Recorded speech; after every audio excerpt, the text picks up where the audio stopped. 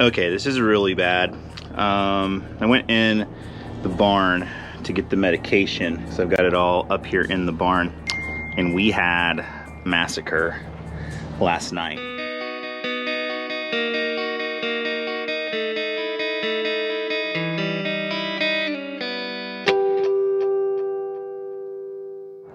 Hey guys, welcome to Porter Valley Ranch. I'm Josh, and it is our Friday farm feed where I go around and feed all the animals and talk to you guys for a little while. So first of all, I want to let you know, good news, we are feeling better. We are now negative for the COVID virus, which means we can go back to work, we can do all the normal things, but I still feel like we're missing something. The boys have been going fishing a lot down at the creek, which I love. They've been catching catfish and gar. The bad side to the boys going fishing is it's really muddy down there. So they always trash out my Viking. They always leave their shoes over here on the driveway. And they've been fishing with live bait, and they keep leaving buckets like this. Yeah, dead minnows. The funny thing is, I'm sitting here and I can't smell this. You could literally take this bucket full of dead minnows and dump it in the back of my car, and I would have no idea. Buddy would know. I think he's pretty interested. And also, if you did that, I would literally kill you, because that's disgusting. But it's really weird how I feel fine and I just can't smell anything. So if you haven't had COVID yet, hopefully you don't, but there's just a lot of weird symptoms. What I can say after having it, Rachel and I were both vaccinated. We had to get vaccinated because we planned on going to Africa in a few weeks, and you need it to go on the plane. So I do think it mitigated our symptoms. We're also both very active. We didn't have any pre-existing conditions. So our overall symptoms were pretty light. Just mild fever, tired, a little bit of cough, nothing else major. The main thing when you get COVID is just kind of the anxiety. There are people who are just like us, you know, in their 30s, in good shape, and COVID has taken them down, put them on the hospital on a ventilator. Some of our friends have even died of it. So when you get it, whenever you find out you're positive, there's just a lot of anxiety that comes with it because you don't know how your body's gonna react. I didn't know how my body was gonna react, or Rachel's. And to make it worse for us, my parents both had it at the same time. Obviously they're older, and so we didn't know how they were gonna react either. They are recovering well. Everybody's doing fine, but it's just kind of a mental toll as much as a physical toll when you get it. So I know some people watching this are having some health complications right now. Robert comes to mind. He told me yesterday he was having some ulcer problems. So if you are having health problems, then just know that we're here, we're praying for you, we're thinking about you. We know that both physically and mentally, when you are sick, it takes a toll on you. And in today's world, sometimes things that seem minor can be serious. And so just don't get down on it. You know, keep watching channels like ours that make you feel good and kind of take you away from that reality that life is crazy right now. All right, let's get back to the farm. I'm gonna deal with those minnows later. I don't know what I'm gonna do with them, but I'm definitely not gonna dump them in the back seat of my car. So I'm gonna go check on chickens this morning. Usually every morning, Malachi, our middle son, he gets up and he goes and he feeds the chickens. So he is definitely the most responsible son. And I don't say that to knock on the other two. I just say it because it's true. He very rarely misses his chores. But this morning, Zeke had a student council meeting, and Jet and Kai have haircuts. So Kai called and asked if I could check the chickens. So I'm gonna check the chickens. Also, I'm wearing a jacket. That's different. It's a lot colder today than it has been in the past. So over here with the silkies, looks like they have food, but it looks like they need some more water.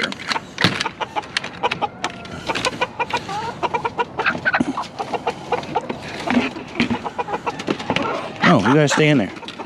Okay, so we're gonna check the other chickens, but those are Zeke's laying hen silkie. So he collects those eggs, which they haven't been laying recently, but he collects those eggs and then he sells the eggs and the chicks. Let's check these guys out.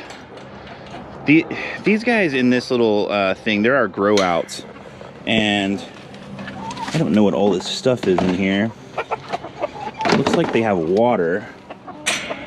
Sometimes I kind of like get the stuff off the top of the water because it gets kind of gross. But we're about to have to split them up because there's getting to be too many of them in here. So we need to get rid of, especially some of these silky roosters. I think this is a rooster and that's a rooster and that's a rooster.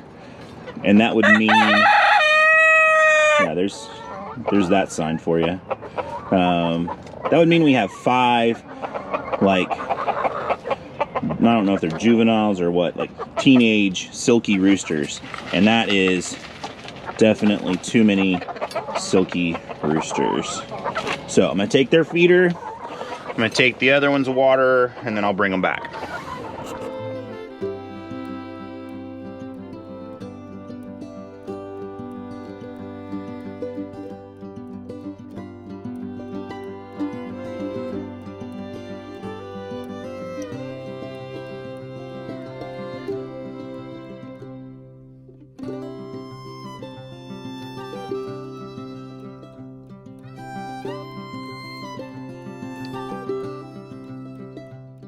Chickens are getting frustrating. They should be laying eggs again. I haven't laid eggs in about a month.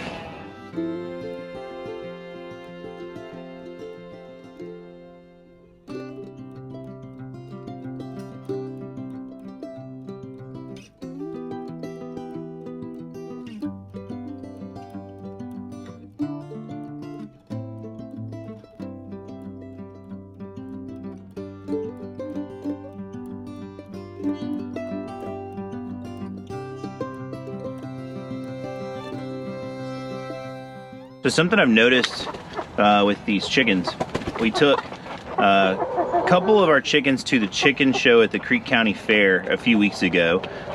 That video is actually going to come out this weekend.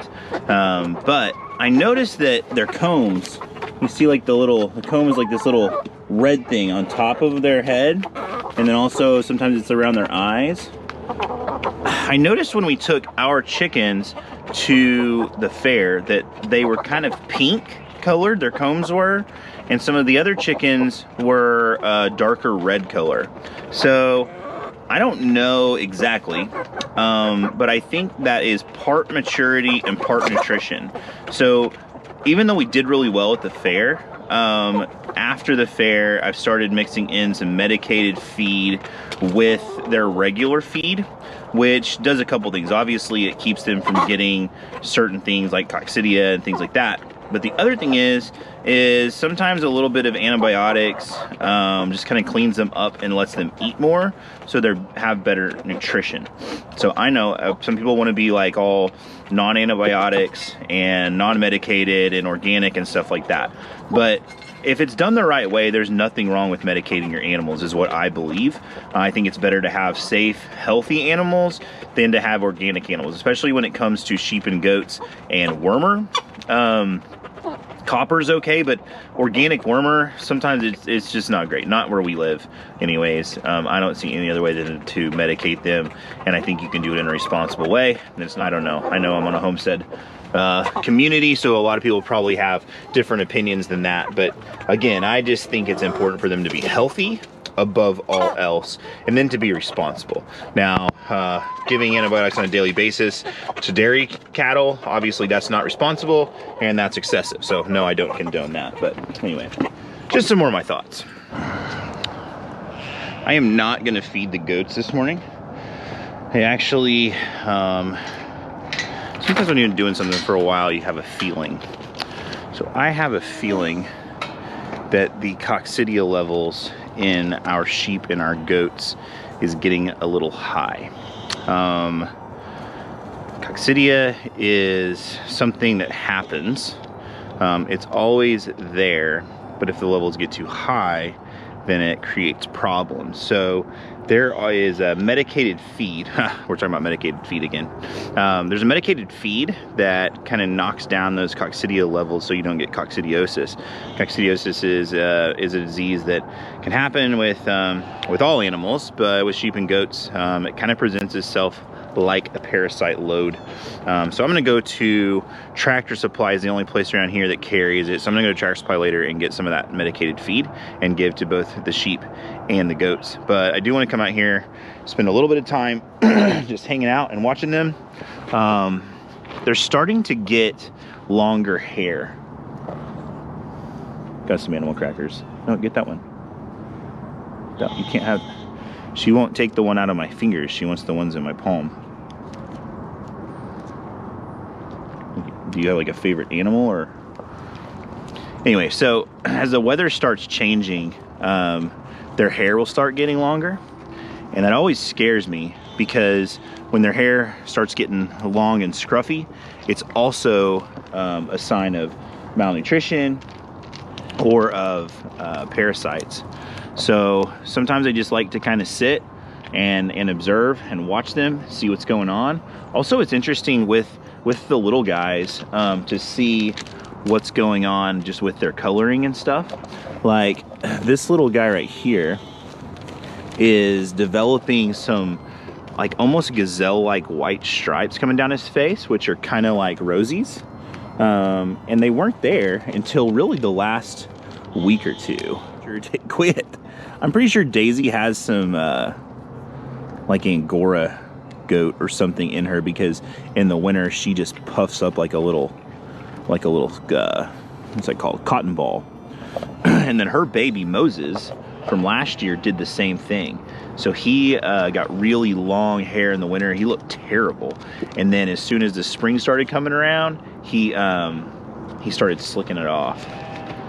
Now another one of those things that, like the smell thing that I can't smell, is that Rumble, even though he's weathered, he still kind of goes through a rut. And so he should be really stinky right now, and I just can't smell him at all. I don't know if it's coming back. I've got a friend named Matt that his sense of smell hasn't come back yet, and he had COVID like 6 months ago. So that kind of scares me.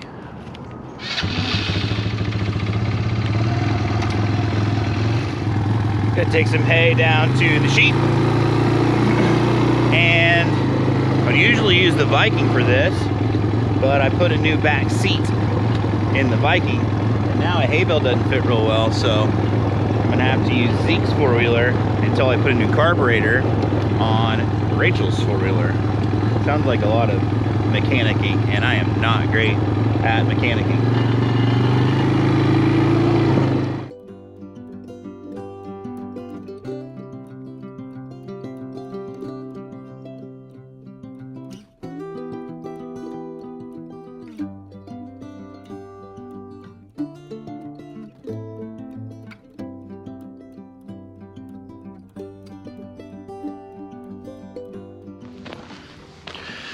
All right, so the joys of small business ownership is I had to leave mid-chores to go teach a couple of classes at the gym. So I went up there and taught.